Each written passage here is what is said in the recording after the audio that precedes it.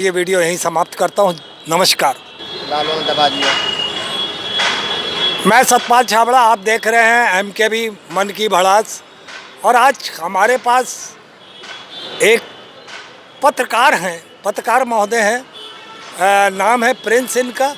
और ये एक न्यूज़पेपर में चीफ एडिटर की हैसियत से भी है कार्यरत हैं। तो मैं आज इनसे भी एक सवाल करूंगा SIR को लेकर, वोटर लिस्ट को लेकर। तो कैसे देखते हैं आप वोटर लिस्ट को लेकर SIR के मुद्दे को, जो बड़ा चर्चा का विषय बना हुआ है?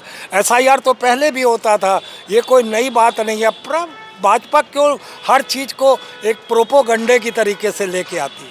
देखिए SIR आज तक इस देश में हुआ ही नहीं है, IR हुआ है। हाँ, IR हुआ है, इसमें तो आप S लगा देंगे तो उसमें कोई बात तरीका, चीज़ें तो वही हो रही है ना। वही नहीं है, अलग चीज़ है। अच्छा, तो आप देश की जनता को बताएं। अलग है इसमें बहुत, इसमें कागजात मांगे जा रहे हैं, डॉक्यूमेंट्स मांगे जा रहे हैं अपनी नागरिकता साबित करने के तो लिए। IR में क्या था? IR में नहीं, IR तो ऐसी ही था, आधार से भी काम चल जाता था। अच्छा। इसके अलावा इसमें मैपिंग की जा रही है 2003 से। हाँ। देखिए, मैं ये जानना चाहता हूँ कि अघोषित आपातकाल है पूरे दुनिया में। कोई भी ऐसा प्रदेश तो छोड़िए, देश नहीं है जिसमें 2,89,00,000 वोट कटे। बहुत बड़ी संख्या है ये प्रिंस जी, ये इससे कैसे? और फिर बाद में सरकार ये कहती है कि आदेश करती है इलेक्शन कमिश्नर को कि हर बूथ पर 100 150 वोट बढ़ाए जाएं। आप इसे एक क्या देखते हैं? ये बेईमानी नहीं तो और क्या है? देखिए, अभी मैपिंग नहीं हुई है, 18 जिलों में मैपिंग नहीं हुई है। 1,04,00,000 वोट और कटेंगे, यानी 4 करोड़ वोट, जो योगी जी पहले से बोलते आ रहे हैं कि 4 करोड़ वोट करेंगे। अच्छा, योगी जी ये भी कह रहे हैं कि ये वोट जो है BJP के वोटर कट रहे हैं। ये बात जानकारी उनके पास से कैसे आ रही है? और ये आपको नहीं लगता कि बड़ा हास्यास्पद सा बयान है उनका, एक मजाक करने वाला जनता के साथ, देश की जनता के साथ, कि उन्हें ये बात कैसे मालूम हो रही है कि जो कट रहे हैं वोटर वो भाजपा ही के होंगे? 4 करोड़ वोट उनको कैसे पता चला कि कटेंगे? पहली बात तो ये। दूसरी बात, जो स्टेट इलेक्शन है और केंद्र का इलेक्शन है, उन लोग में डिफरेंसेस बहुत आ रहे हैं। स्टेट के जो अभी पंचायत और ये सब राज होगा, उन्होंने जो आंकड़ा दिया है वो 12 करोड़ 70 लाख का है, ग्रामीण सिर्फ। अगर शहरी मिला देंगे तो 4 करोड़ और जोड़ लिए, यानी 17 करोड़ 2 लाख बैठ रहा है। जबकि इन्होंने जो आंकड़ा दिया है वो बैठ रहा है 12 करोड़ 56 लाख। तो इतना डिफरेंसेस इसमें आ रहा है। अभी एक ministry of family and health का आंकड़ा आया है जनवरी 2026 में। वहाँ पर 16 करोड़ 6 लाख वयस्क हैं। 16 करोड़ 6 लाख वयस्क उत्तर प्रदेश में हैं, जबकि उसके बावजूद आ रहा है 12 करोड़ 55 लाख। तो ये डिफरेंसेस कैसे आ गया? सब हंसी उड़ा रहे हैं। मैं वही तो कह रहे हैं, ये सब हंसी का पात्र बन रही है भाजपा सरकार।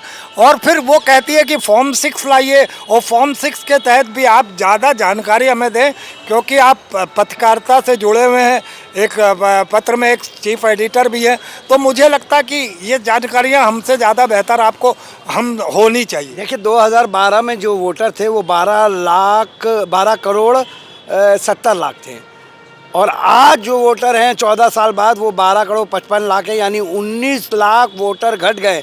यानी देश में जब पॉपुलेशन बढ़ रहा है पर हमारा 14 साल में पॉपुलेशन कम हुआ है। ये हंसी आ रही है सब ये सुन के। इसके अलावा ये फॉर्म 6 के बारे में बता रहे हैं। पहले आप ये सुनिए, जो अखिलेश बोले थे 61,000 वोट कट रहा है, आज 2 और एकदम सही हुआ। ये 289 लाख को अगर आप 403 असेंबली सीट से डिवाइड करेंगे तो वो 61,000 बैठ रहा है। और 2022 में ऐसे 368 सीट्स हैं जहां पर हार जीत का मार्जिन 61,000 से कम था।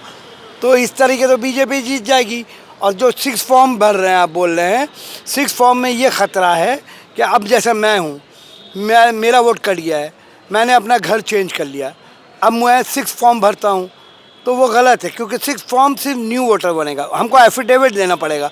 एफिडेविट में क्या लिखना पड़ेगा कि हम इससे पहले कभी एप्लीकेशन दिए नहीं है। और ऐसा नहीं है, जबकि ऐसा नहीं है, मेरा तो बना हुआ था, हमने एप्लीकेशन ऑलरेडी दिया था। जी जी। और अगर गलत बयानी पे क्लॉज 5 है कि आपको 1 साल की सज़ा होगी, और आपका मैपिंग भी चला जाएगा।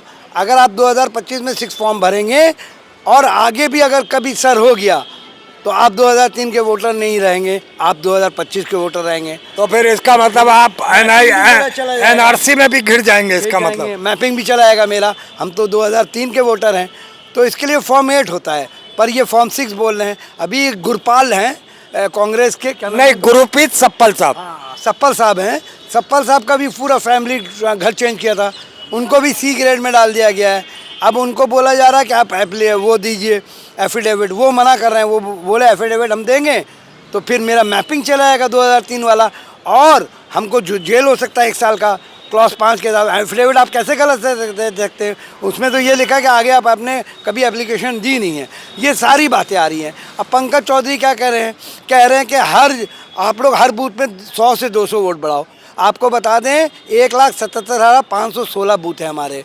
अगर 100 बढ़ाते हैं तो कितना बढ़ेगा?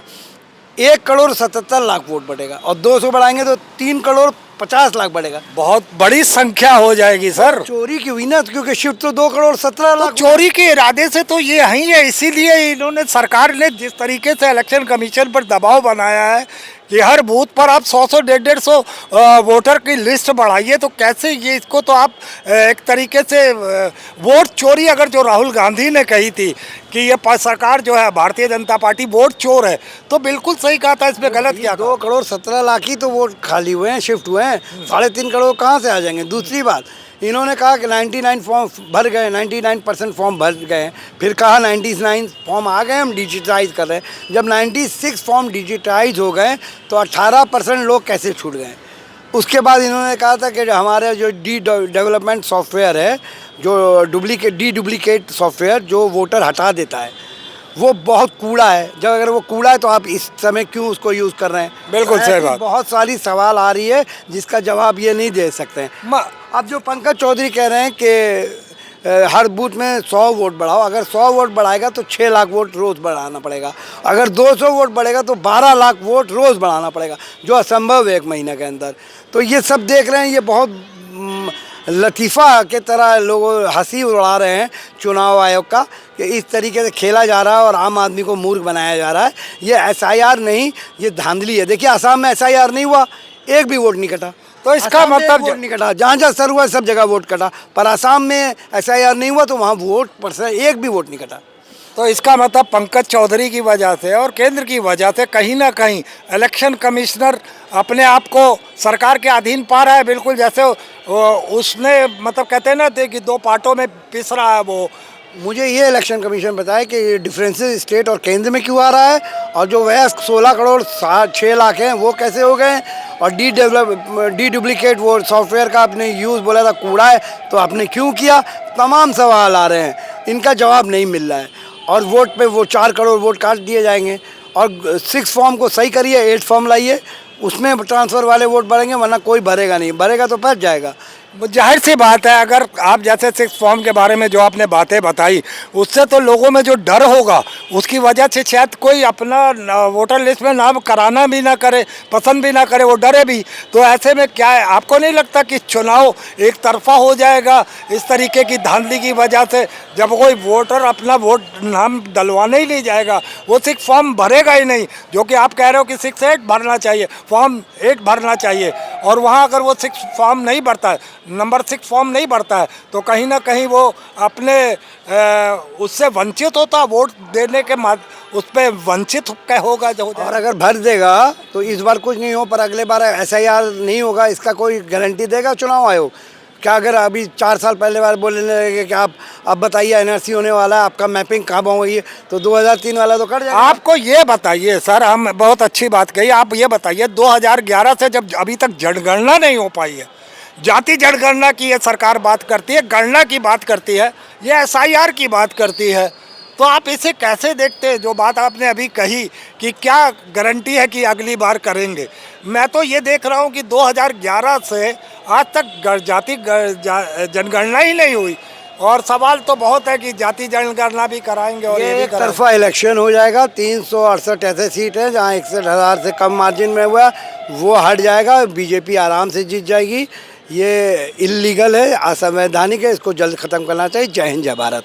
बहुत बहुत शुक्रिया। तो ये थे हमारे बीच प्रिंस। नमस्कार।